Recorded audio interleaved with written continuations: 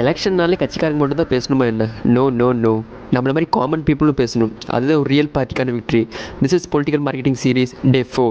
காமனாக பொலிட்டிக்கல் அட்வர்டைஸ்மெண்ட்டை நம்ம ஸ்கிப் பண்ணிடுவோம். யூடியூப்பில் ஏதாச்சும் ஒரு வீடியோ பார்க்கலான்னு போவோம், அப்போ தான் டிஎம்கேவோட அட்வர்டைஸ்மெண்ட் வரும்.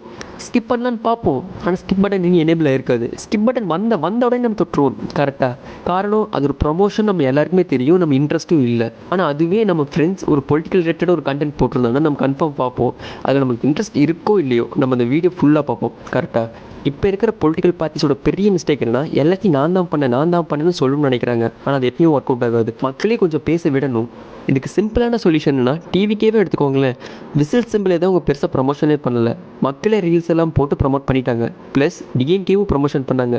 அவங்க பேன் பண்ணுறதா நினச்சி அதையே ஒரு நியூஸாக ஆக்கி மக்களுக்கு ப்ரொமோட் பண்ணிட்டாங்க. டேரெக்டாகவும் இன்டெரக்டாக இது அவங்களுக்கு ப்ரொமோஷனாக தான் மாறி இருக்குது. இதே மாதிரி தான் நீங்களும் பண்ணணும். மக்களை கொஞ்சம் பேச வைங்க, இவங்க இதெல்லாம் பண்ணியிருக்காங்க. நீங்கள் மக்களுக்கு ஒரு இன்டர்வியூ மாதிரி வைங்க.